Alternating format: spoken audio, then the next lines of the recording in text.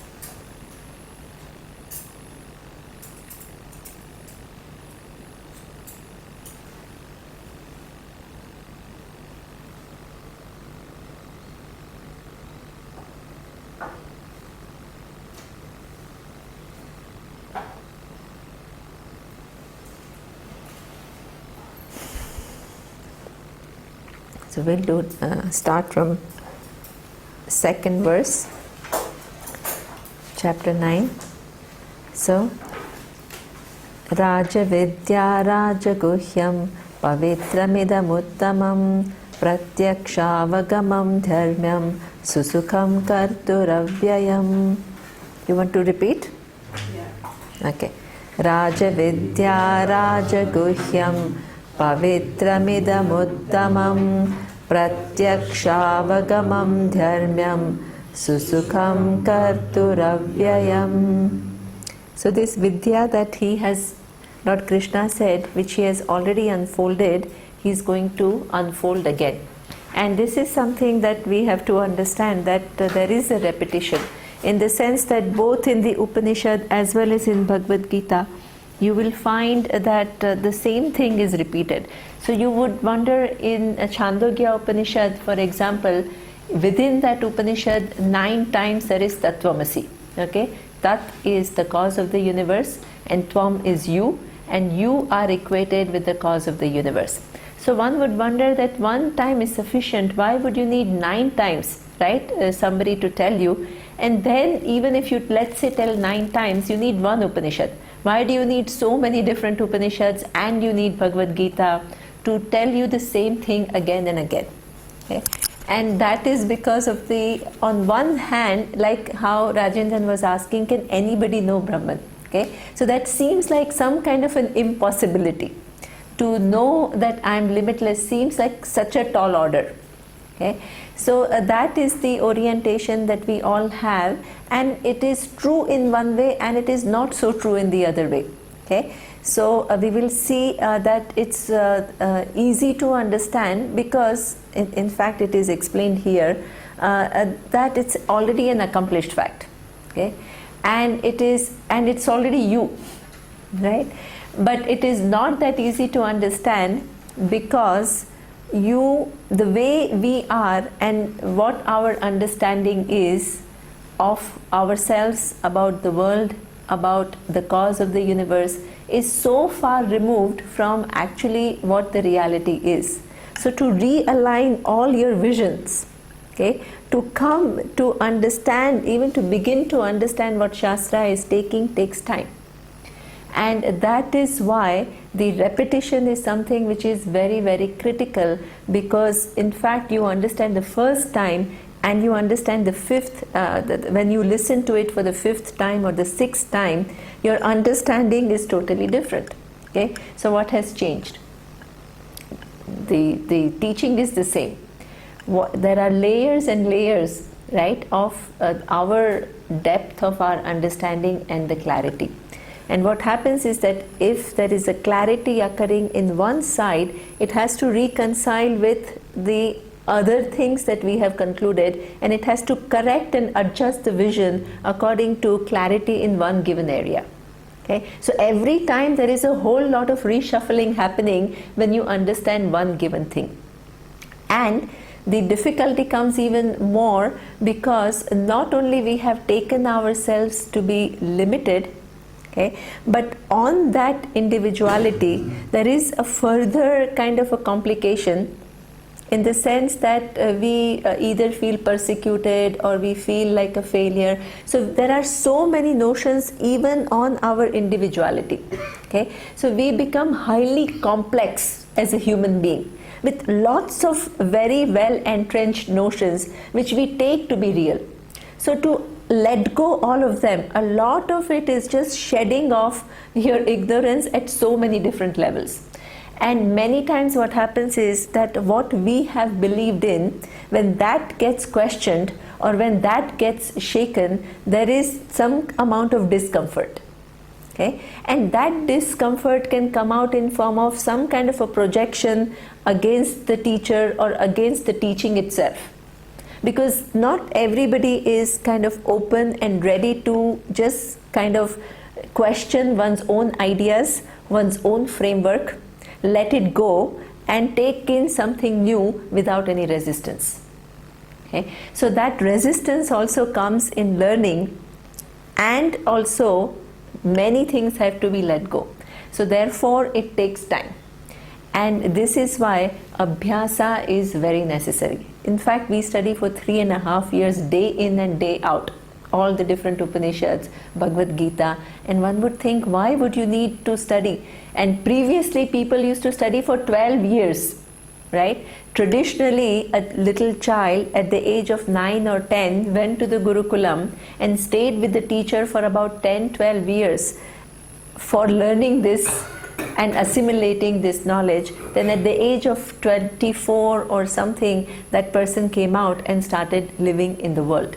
Okay? So this is a knowledge which takes a little bit of time, and at the same time it is something which is not impossible. Okay? So this is where we have seen Raja Vidya, Raja Guhyam.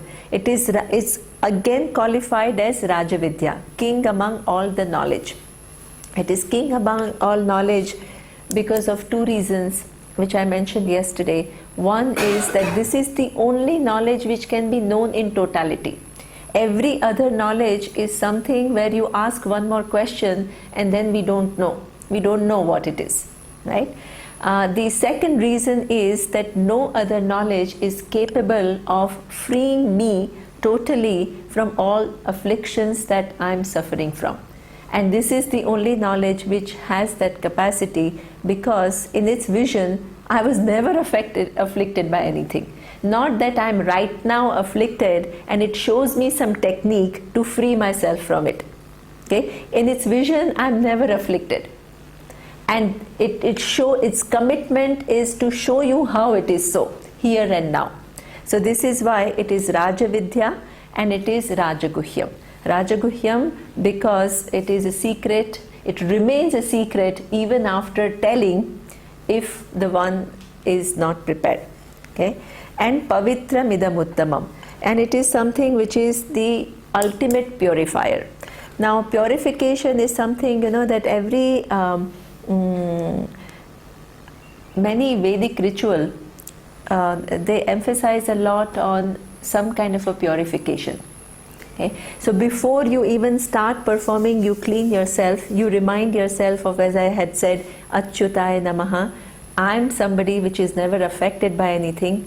Anantaya Namaha, I am limitless, and Govindaya Namaha, that reality which can be known through the Vedas. Okay? So that is some kind of a purification.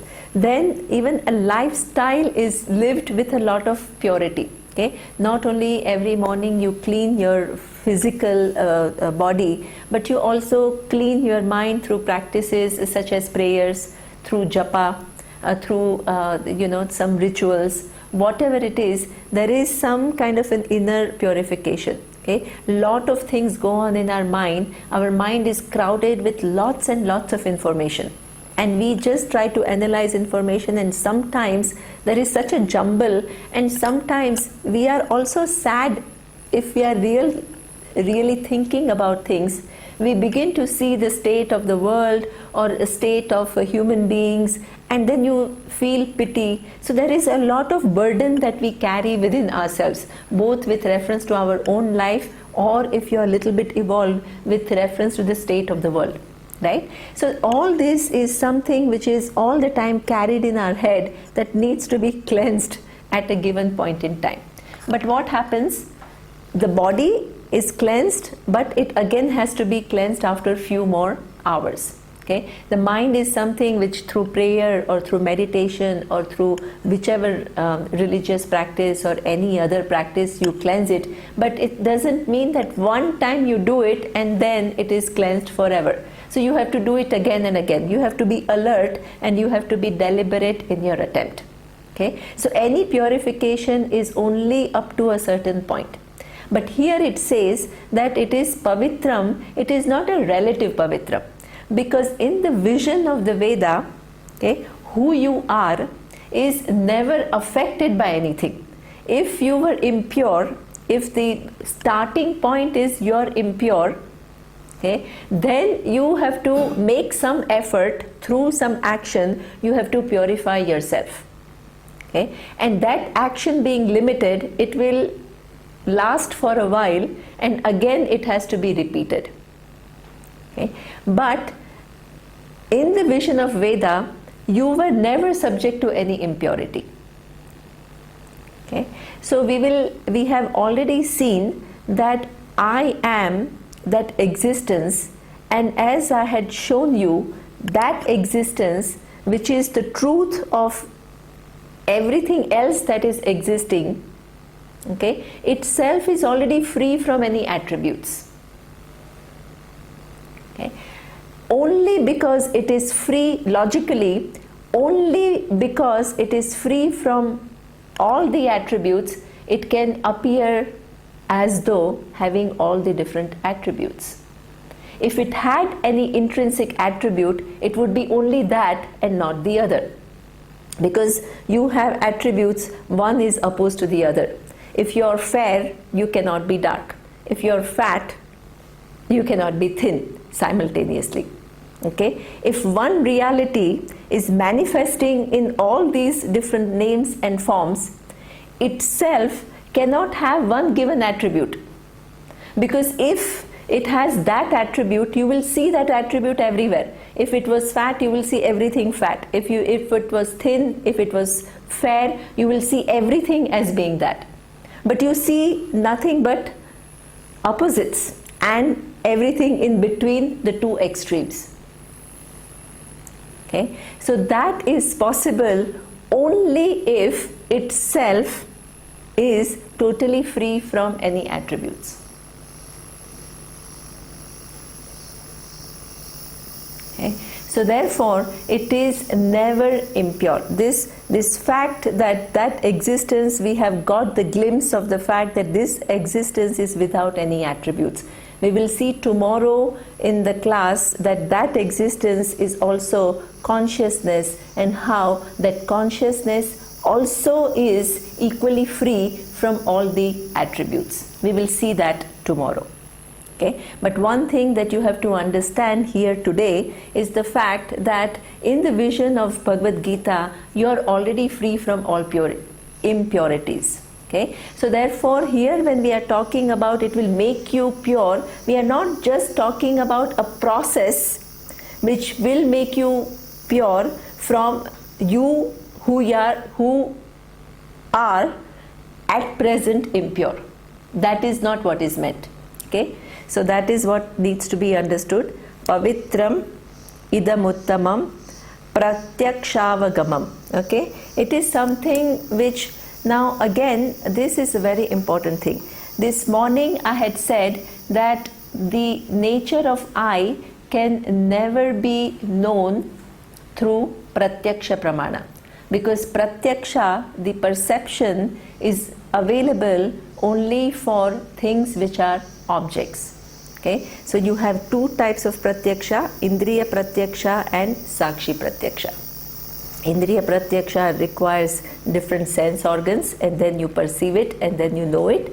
And Sakshi Pratyaksha requires only your mind. The mind has a capacity to know what is going on in the mind. Okay, so that is what we call Sakshi Pratyaksha. Now here it is said it is Pratyaksha-avagamam. Okay, so here that meaning is slightly different. What does it mean? People have a very common understanding is that Atma, I, can be known through Vedas, but it's only theoretical knowledge. Okay, then you need to have some practices to make it an immediate knowledge. So that's why many times people ask, but if you want to know yourself, right, why do you need books? Very common question. Okay, you can just kind of go deep inside in the meditation and Atma will reveal itself. This is a very, very common kind of and in fact there are some people who discourage you to study. You don't need all these studies, it's all theoretical. Okay.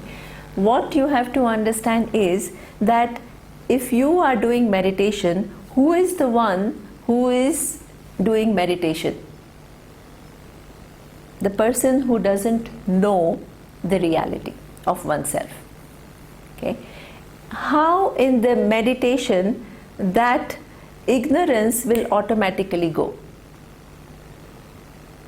For any knowledge, whether it is physics or whatever, nobody tells you, you go and you sit in the meditation, okay, and then somehow the equations will reveal themselves to you. You have to go to university, you have to study physics, you have to expose yourself to an appropriate means of knowledge, okay, in order for the knowledge to take place. Here, Atma cannot reveal itself more than what it is because that's all that is here. How can it reveal itself more?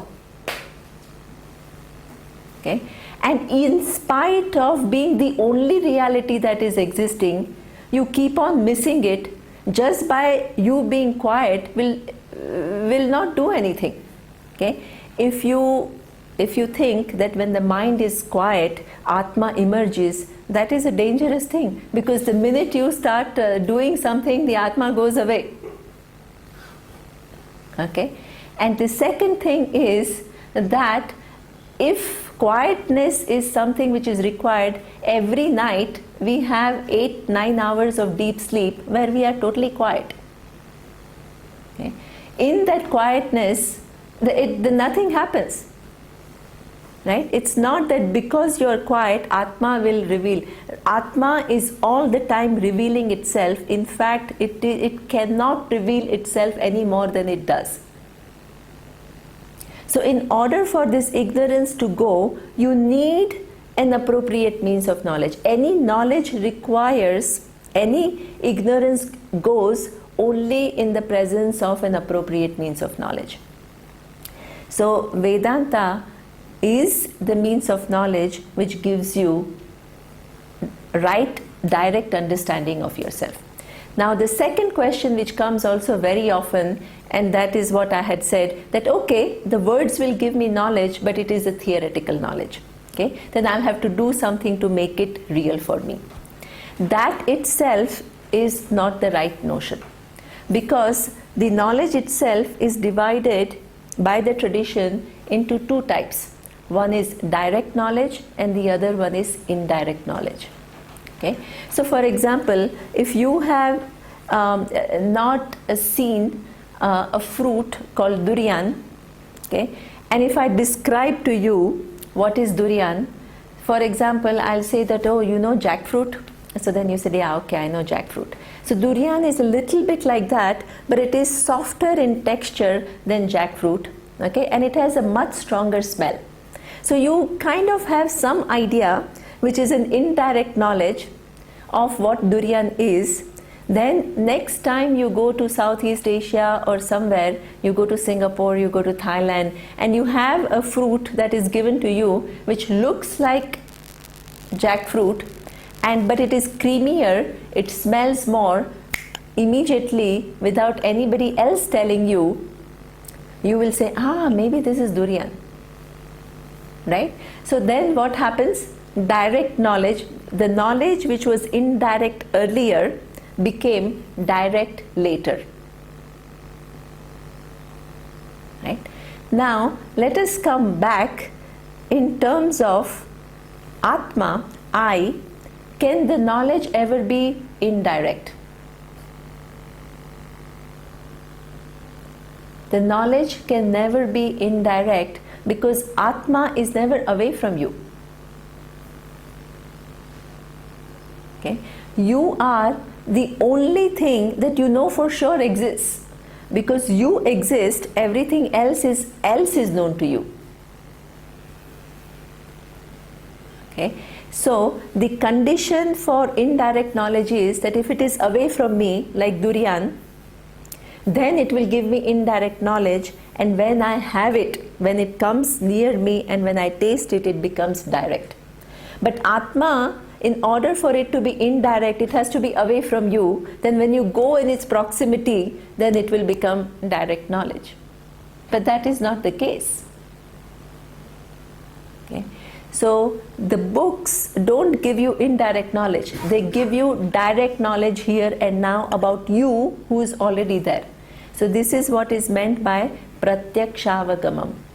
Okay? It is something which gives direct, immediate knowledge. It is possible, provided you are ready for it.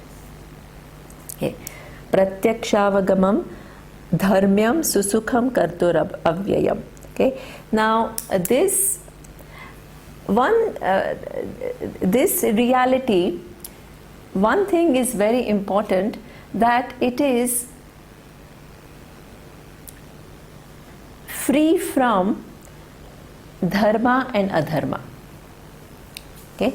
Just like it is free from all the attributes, it is also free from dharma and adharma. But at the same time, it is closer to dharma. Okay? So what does it mean?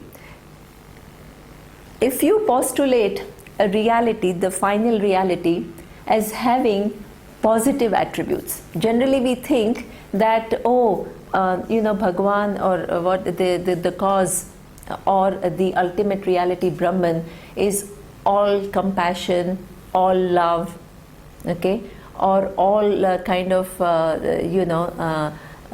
care, or we have such a positive postulation. If that is the case, then very rightly people ask this question: if there is this all compassion God and he has all the power in the world, how come there is so much misery in this universe? How come there is so much cruelty, there is so much violence? How is it possible? Okay? And then, so there is no answer. So what we have to understand is the fact that this cause itself is free from both.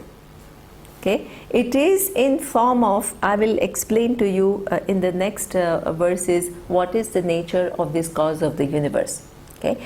But that cause is free from dharma and adharma. Dharma and adharma exist for a human being or equivalent of a human being, where we have been given certain capacity to assess our position in the universe. Okay? And we are born with certain understanding of how I want others to be with reference to me, and how others want me to be with reference to them. Okay? So that is something that a human being is born with. Whether you act based on this understanding or not is depending upon your free will and your maturity. How much you understand about the life, that will decide whether you follow dharma or not. Okay. So you have the possibility of following what you understand, that is dharma, And you also have a possibility of going by the pressure of your raga and dvesha. Raga and dvesha is binding likes and dislikes, your inner pressures. Okay. And that will become, sometimes you transgress dharma. What you understand to be right, you actually end up not doing it. Okay. So these are the two possibilities for a human being. But can you attribute these two to the cause of the universe? Okay. The cause of the universe makes your brain what it is. It gives you these parameters of possibilities. Itself is totally free from any of the attributes of dharma or adharma.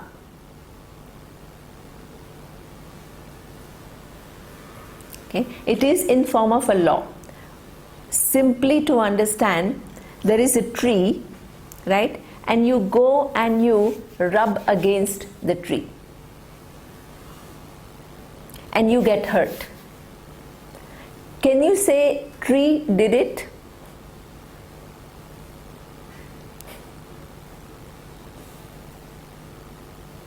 The tree is standing there. It did not come to catch you and hurt you. You, out of your own volition, went and rubbed against the tree. Okay? And because you rubbed, it rubbed you in the process. It did not have the intention of going behind you or hurting you or anything like that. It did it on one hand because that was the cause for your hurt, but it did not do at all because it did not have it did not use the free will to come behind you. It was you who went and you got what you asked for. Right? So, Ishvara or the cause has to be understood in form of the laws. There are two important laws that are generally not understood by us, but two important laws are the law of dharma and law of karma. Okay. Law of dharma means that every human being and equivalent, animal is largely programmed. Animal, if it does something, right? If a lion goes and takes life of a deer, you can't call lion unethical lion. You don't take it to the court. You don't say that it is unethical. It's largely programmed. Okay? But if a human being kills another human being or a child, then there is a big hue and cry. So what is the difference? The difference is that you are given the free will, whereas the animals are largely, I'm not saying they are totally programmed, but they are largely programmed. Okay? They have some basic perception and inference working for them. Adi Shankaracharya says that there is a cow and you go with the grass and water and look at it compassionately, the cow will come to you.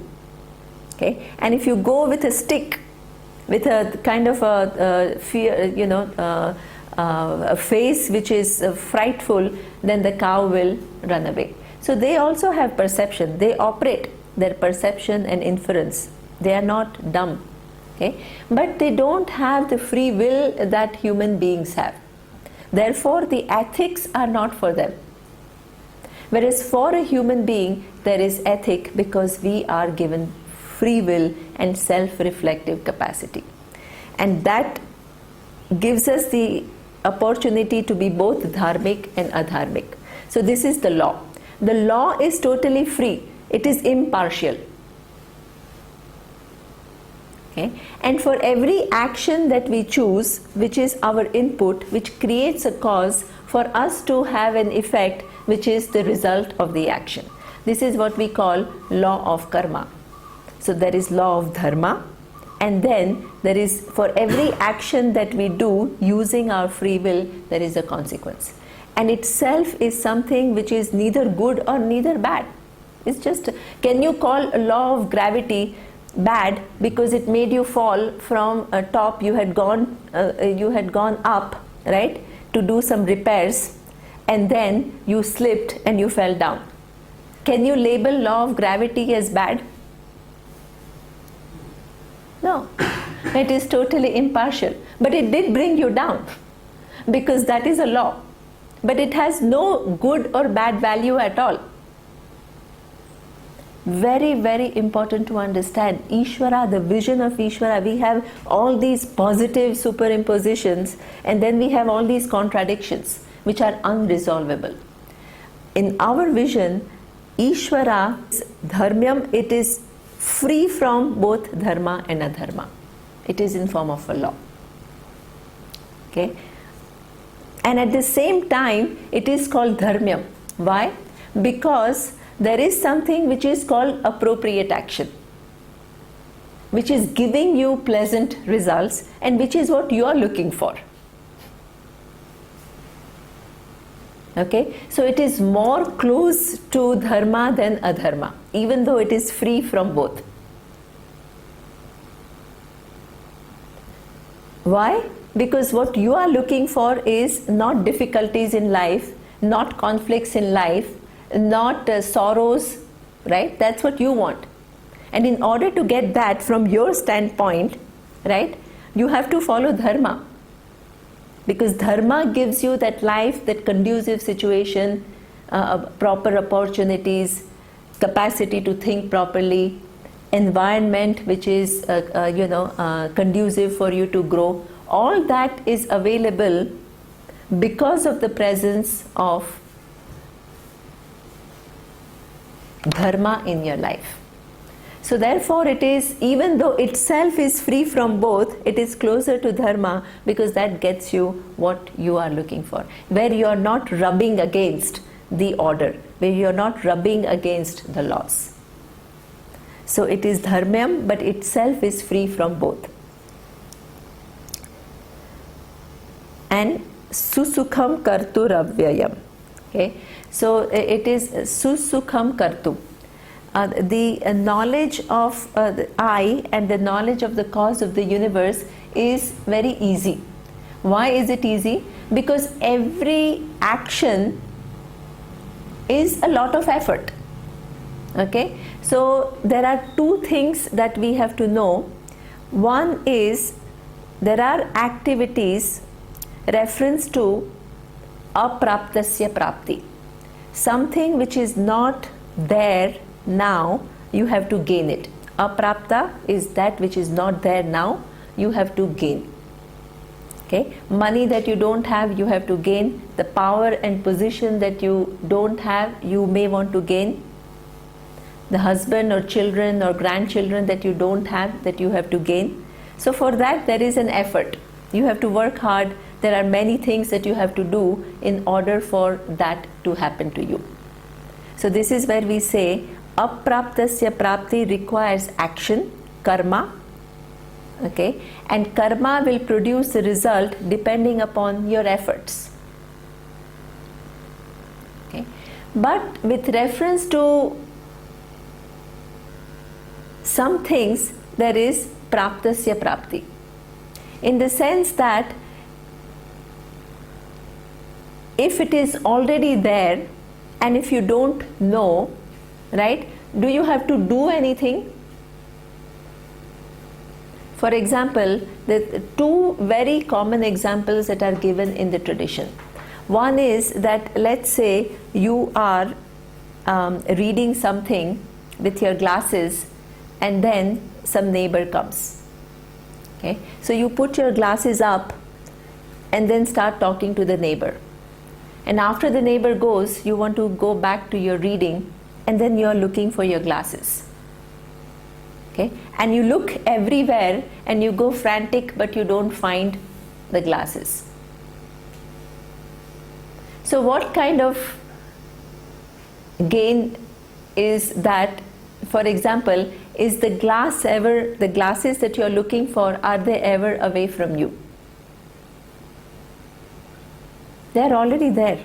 Okay, but they are not there in your understanding. So how far is it from you?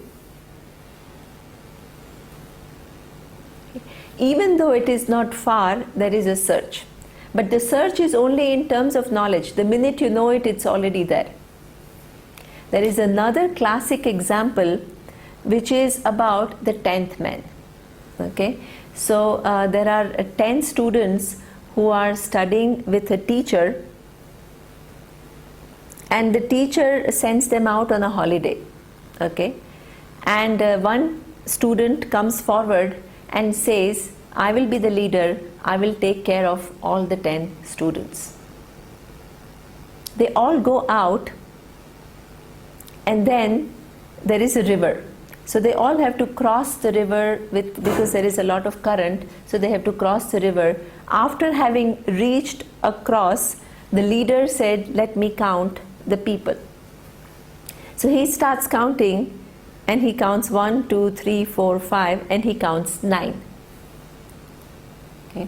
Then he panics because he says, my God, we were 10 of us, and now I see only 9. Then he starts thinking about his teacher, what will he say, and how irresponsible he is because he lost one person.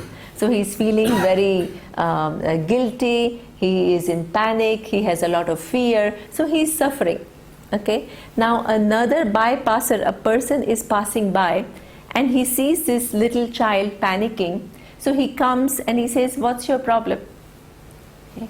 And the child says, I lost one person. So he says, how many of you were there? He said, we were 10 of us. And now there are only 9. So the wise person looks at the whole situation, and he understood what the problem is. So he says, okay, you count. He says, yeah, but I have counted 2-3 times. I know there are 9 people. He says, no, you count again. So he starts counting 1, 2, 3, 4, 5, 6, 7, 8, and 9. Then he says that I can produce the 10th. And he said, who?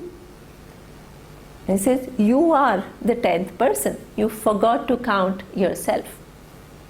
This is what we call praptasya prapti. The 10th person was always there, but it was not there in my awareness because I forgot to count. Okay, so anything which is already praptasya prapti,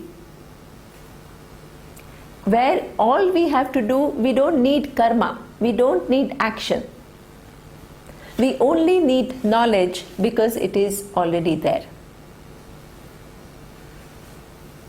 Okay, so this is what we call susukham.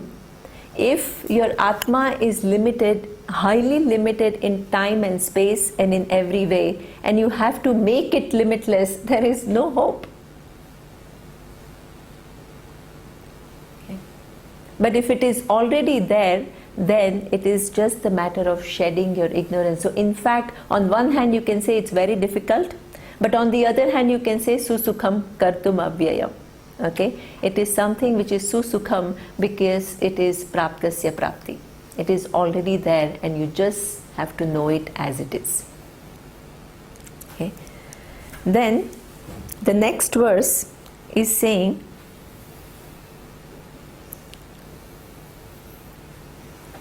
Ashraddhana purushaha dharmasyasya parantapa aprapya mam nivartante mrityu samsara vartmani.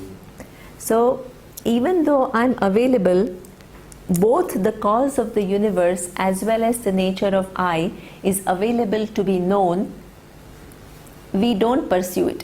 Like yesterday, Prakash was asking if sorrow is the one which brings you to Vedanta or sense of inadequacy, whole world should be studying Vedanta. Okay, but why is it that people don't, not even 1% of the world population studies Vedanta? Why? So this is where Lord Krishna says ashraddhana purushaha. Okay, the people who don't have shraddha. Okay, now shraddha is, is loosely translated as a faith, right, or just some kind of a belief. We are not talking about some kind of a faith based, or just you have to believe in someone or something. Okay, Shraddha is required for studying Shastra because everything that we know through our normal means of knowledge, and that's all we know, and that's all we know how to operate. The minute you say it is something which is independent of that, we are totally lost, because there is no such any other thing that we can say that we have to use another pramana. So the minute you generally, we have, that even in a court, you have eyewitness is the ultimate witness, because you have seen it with your eyes. So our whole orientation is that I have to see it, I have to feel it, I have to kind of, so that is in my hand, because I can do it. But the minute you declare that it is not within your perception, the capacity of your perception, inference or arthapatti or your own means of knowledge, and you need an external means of knowledge, immediately there is a discomfort. Okay? Is there any other thing which is a means of knowledge? Will it produce what it is promising? So these are all the different kind of questions that people have. And in order to look into an independent means of knowledge with an open mind, it requires some Shraddha in the beginning. Because even though the second condition is that it cannot contradict logic and reasoning, I first have to expose myself and see what it has to say, then only I can ascertain whether it is going against logic or not. But if I first only dismiss, saying that what is this another means of knowledge, that is all not possible, then I will not even give it a chance to reveal itself. So what is important is the teacher says that every means of knowledge is its own proof. You don't have any other proof to prove the validity of a given means of knowledge.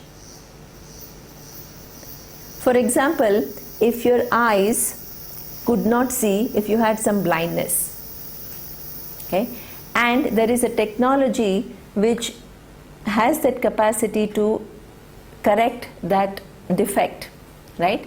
So now the surgeon performs a surgery and you are in a bandage. After 7 days, he asks you to open the eyes, okay? And you tell the doctor, first you prove to me that I will be able to see, and only then I will open my eyes.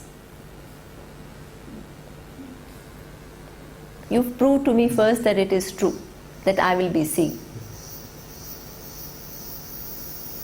Nobody, he can only say, yes, you will be able to see. But what do you have to do? You have to open your eyes and you have to apply that means of knowledge, because only eyes can do the job, nothing else can do that job. You can't replace one. The pramana by definition is you can't replace one by the other.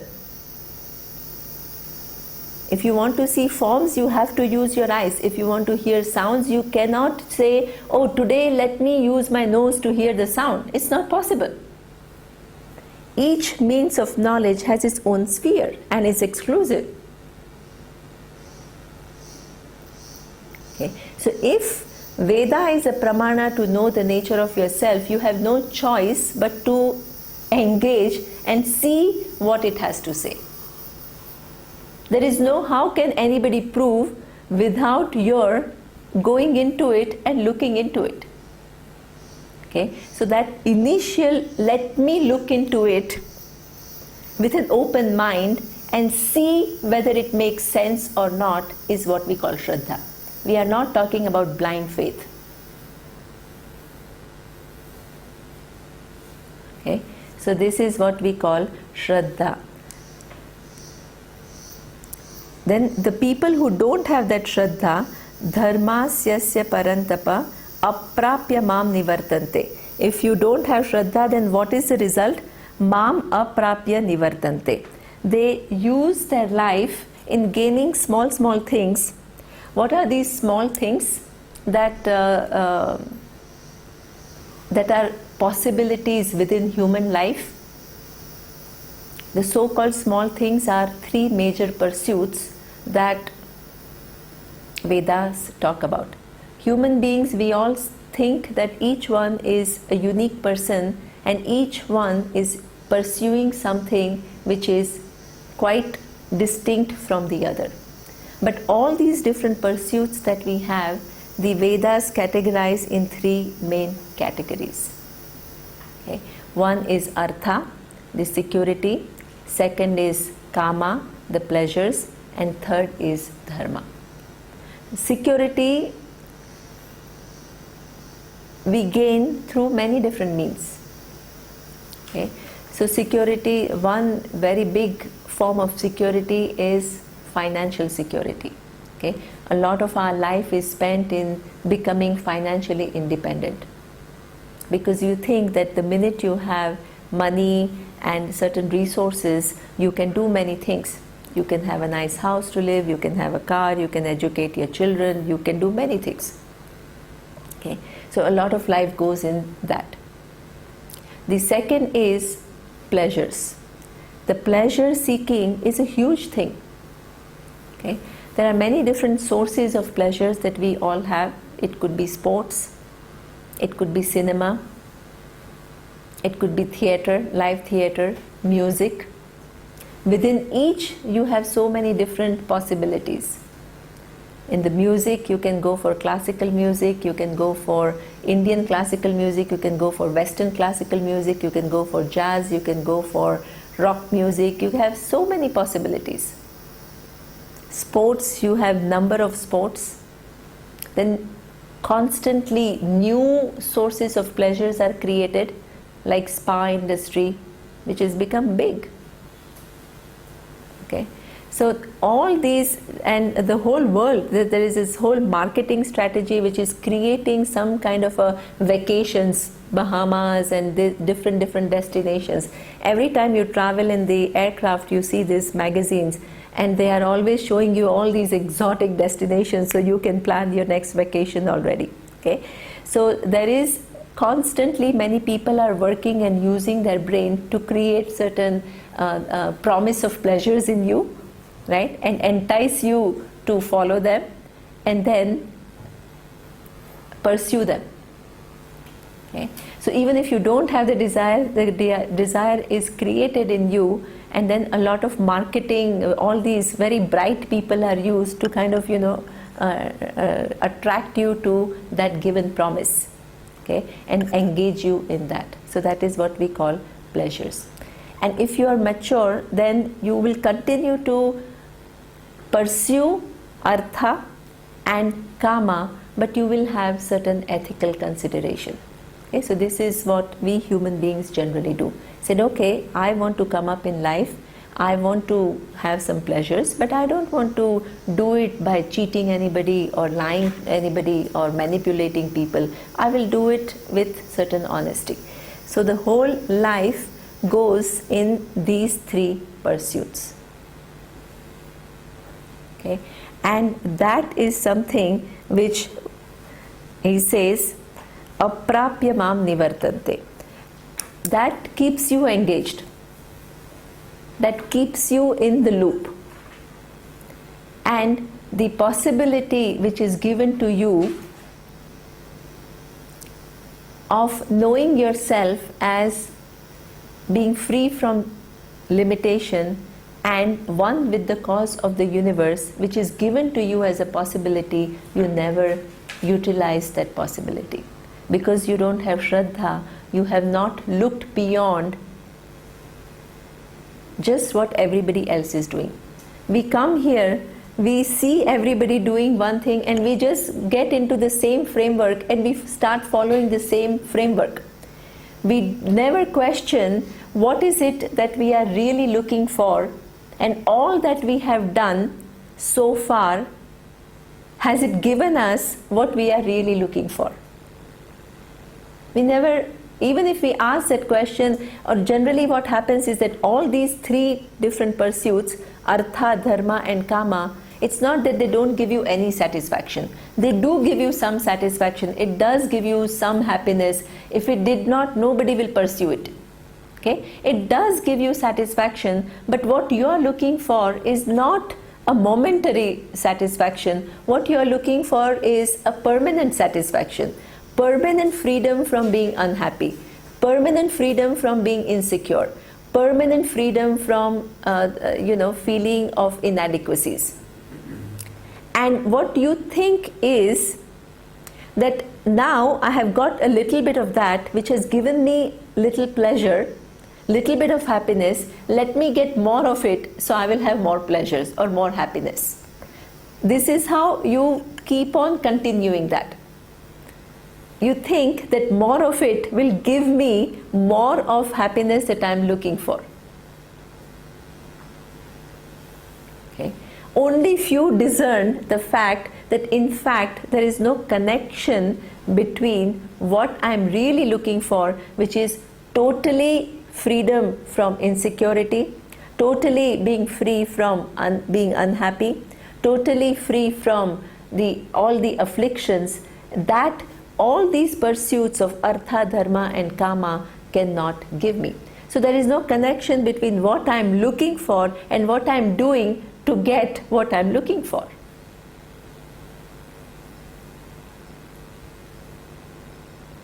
Okay. Only when you see, it doesn't mean that you have to give up artha, dharma and kama. We are never saying that.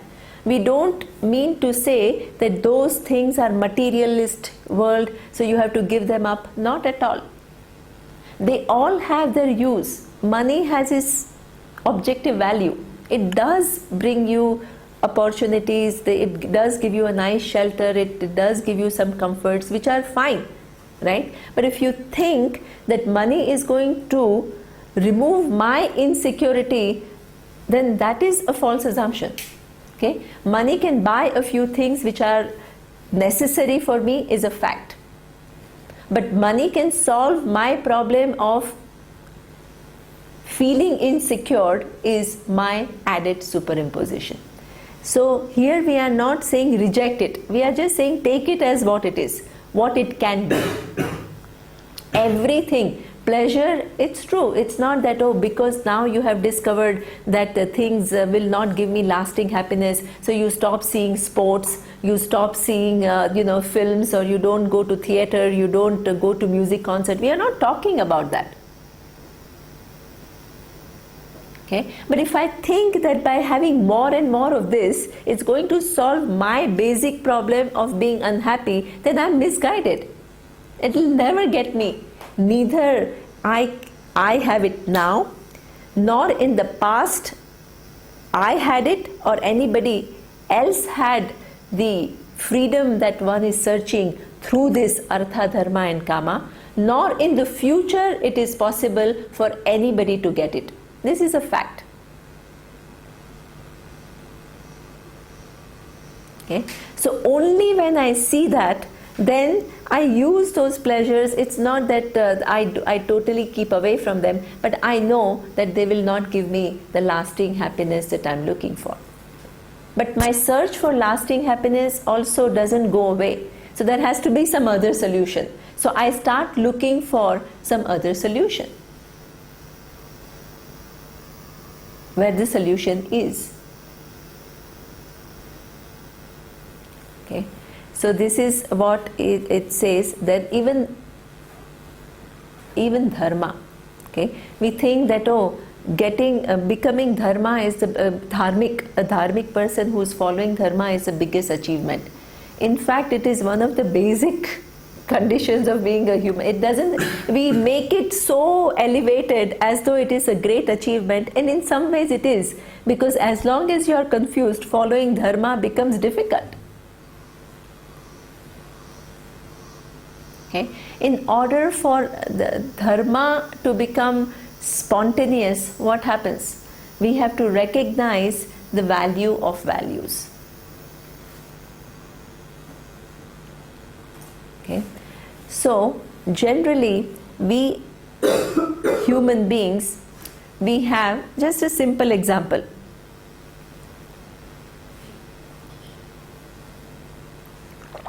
even after following dharma, okay, if it is going to lead you to happiness, then every dharmic person would be the totally content person. But is it true? Many times people say, it's very common to hear that, okay, I'm so dharmic, I'm doing everything right, and see, I haven't achieved anything. And look at those people who are adharmic, and they are totally corrupt, and they are getting so much money, and they are having such a good life.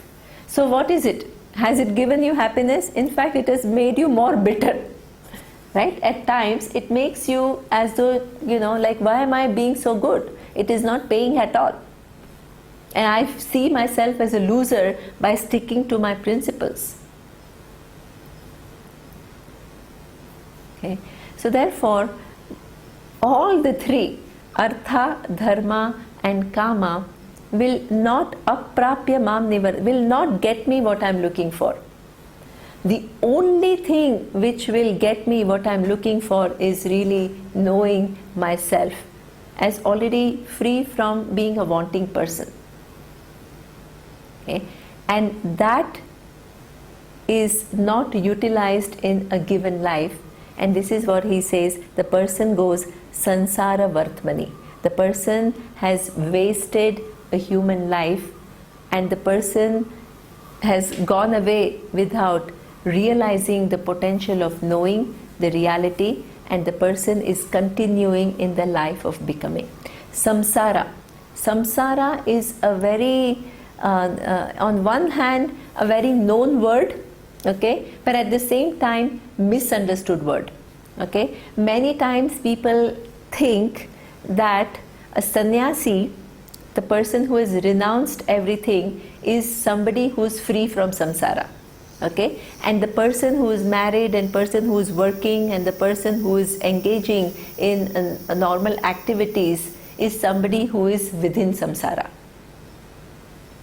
Okay, but the actual meaning of samsara is not that at all.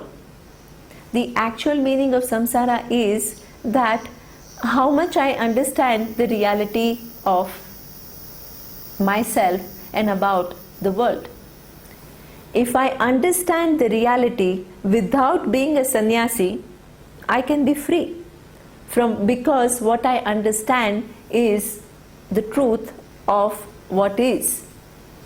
So what would be the difference between sannyasi and samsara? And sannyasi, even if I renounce the world, okay, and if I have not really understood that, the reality, I'm still in samsara, because wearing the okra cloth, I can still be very much dependent upon students coming to me, how much respect they are giving me, right?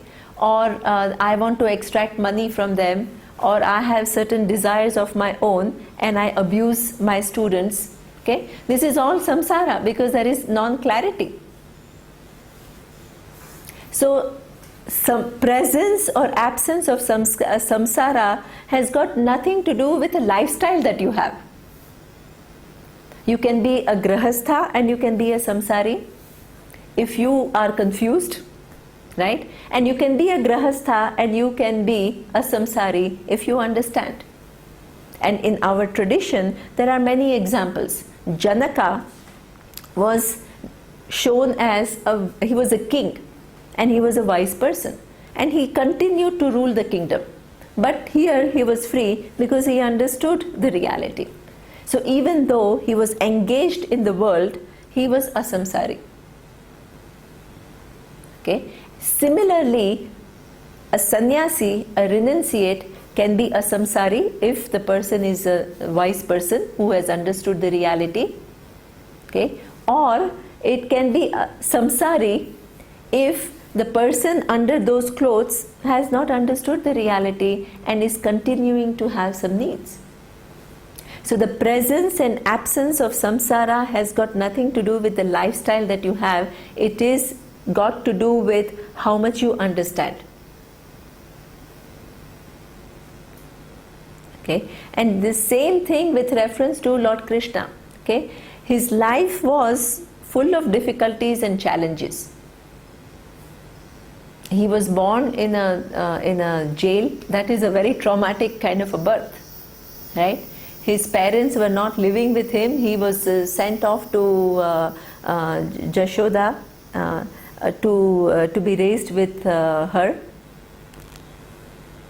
Okay, and then he had his own uncle wanting to kill him.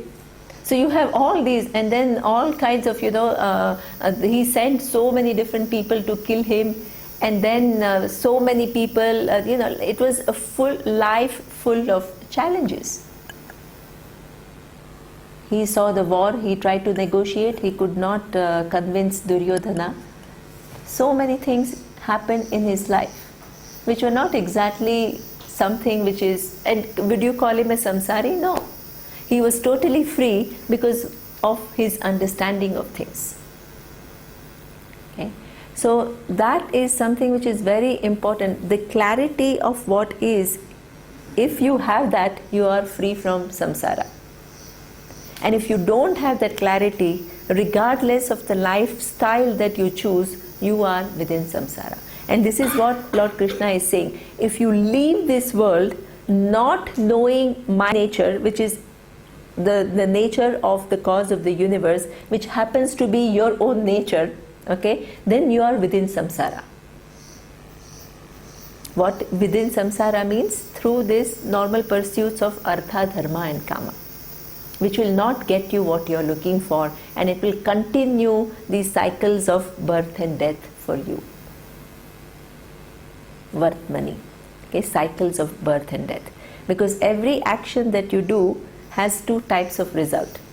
One is the seen result, and the other one is unseen result. And that unseen result will keep on manifesting at different points in life, will give you different bodies and different experiences, and it will go on and on and on. Until in one given lifetime you solve the problem by asking what is the reality. Okay? But in order to know that reality, you need to employ an independent means of knowledge, for which you need Shraddha. And if you don't have that Shraddha, and you stay within your own paradigm, then you continue in samsara. That's what it says. Okay? Now, if the knowledge of Ishvara is going to free you from the samsara, then the next question is, what is that Ishvara? Which he explains in the next verse. Okay. Maya tatamidam sarvam jagadavyakta murtina masthani sarva bhutani nachaham tveshvavastitaha. Okay. He explains himself as something which is interesting. Okay, he says, generally we think of the cause of the universe as one entity. What is most of the humanity, right? The most of the humanity, either they say there is no cause because you don't see the cause, you don't see the cause of the universe. It's not like, oh, who are you? So how I am the cause of the universe. If somebody says that, you laugh, right? So you don't see anybody nobody can claim oneself as the cause of the universe. Okay? So either people say, because I don't see it, that it doesn't exist. That is one possibility. You have Nastikas. Okay? Or you have some people who say there must be a cause because everything is so intelligently put together. Okay? You see human bodies, you see the bodies of all the different reptiles and birds and aquatic animals, and it's all just a wonder how beautifully they are all put together. So much knowledge goes into putting them together. Okay? So you begin to see and how the different forces work. The planets, the galaxies, they are all held at their own place through different laws of physics and everything, so that things don't collide, and the universe continues to operate with a certain harmony and certain precision. So when you see that amazingly intelligent design, you say, yeah, it is not possible that things just happen like that. There must be a cause. Okay? Then when you say there must be a cause, but because you don't see it, what happens? You imagine somebody out there sitting somewhere in other place who created the world. That is how you would think, right? So you say a God in heaven, right, created the world, because the God is not somebody who is locally available. So you have another place, you have another being, and then you say that being created the whole world. But the Vedic vision of what is Ishvara is totally different. Lord Krishna explains here. Lord Krishna, when we are talking about, he explains himself as the cause of the universe. And what he says, Maya tatam idam sarvam, jagat avyakta murtina. I am pervading everything in the universe. So the cause is not construed as one individual distinct from the creation, okay, an entity which is separate. It is understood as that which pervades the whole creation. Okay, Jagat Avyakta Murtina. If the Lord pervades the whole creation, then you should be able to see the Lord. But you don't see the Lord. You only see mountains, you see trees, you see waters, you see rivers, you see individuals, you see planets, galaxies. You don't see the Lord. So how can the Lord say, I pervade everything, and you keep missing the presence of the Lord in the creation? How? So for that, you need to know something more about the universe. I will just touch upon it and then I will elaborate it further. What time is now, right? Okay. So, the job is easy because this morning we saw that this table, right, that we see seems like a table, right? Then we say it is nothing but wood. Then we say cells, molecules, atoms, and then particles, and then for quarks, and then it goes on. Okay. Now we have to add one more thing. We then came to existence, right? In the morning class we came to the existence. There is an in-between thing which from existence to this given form, which is what we say, there is this all intelligence. Okay? There is this all knowledge which as though makes appear these tiniest subatomic particles, okay, puts them together with an increasingly complex permutations and combinations for different objects to exist in the universe. So there is an intelligence all the way. There is an intelligence involved in making the quarks manifest, or something which is even subtler than quarks manifest, the quarks to organize themselves in a given manner that it becomes particle, the particles to organize themselves in a way that they become atoms, the atoms to organize themselves in a way that with different permutations and combinations the same atoms become mountain, same atoms and particles become river. Just the combination is different. Okay, same become human bodies, rivers, galaxies, planets, stars. Okay, so at every given point in time there is the presence of that all knowledge working all the time, which puts together. And not only all these different physical objects have come together, but there is a kind of interdependence between different forces and different entities. That is also kind of, human body needs air to survive. So the air is given in form of Vayu. Human body needs water, so the waters are given. but the ocean water is not enough because it has a lot of salt. So the whole process is given where the ocean water gets evaporated through the sun, forms into a cloud, creates rain and brings in fresh water. So look at the design. Okay, the food that I need, human body survives on food, and the food is given through the plant kingdom. And the plant kingdom gets its energy also through sun, through the process of photosynthesis. And the plant, while giving us energy, they also do this whole job of cleansing the air. They breathe in carbon dioxide and they give out oxygen. It is incredible, the design. Not only that intelligence brings about all these different forms, but constantly makes the world function in a way that there are forces and individuals which constantly interact with each other.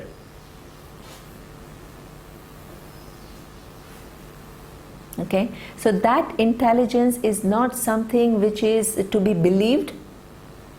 The Vedas make you see that presence which is there right now, making all the cells working in a way in your body in an organized manner. The same as some cells become kidney, some cells become liver, some cells become different organs, and they all do a specific job. There is that intelligence which is right at work right now. Nobody, I haven't put it together. I don't say, oh liver, please now you do this. Once I take my food, the whole process is done. Okay.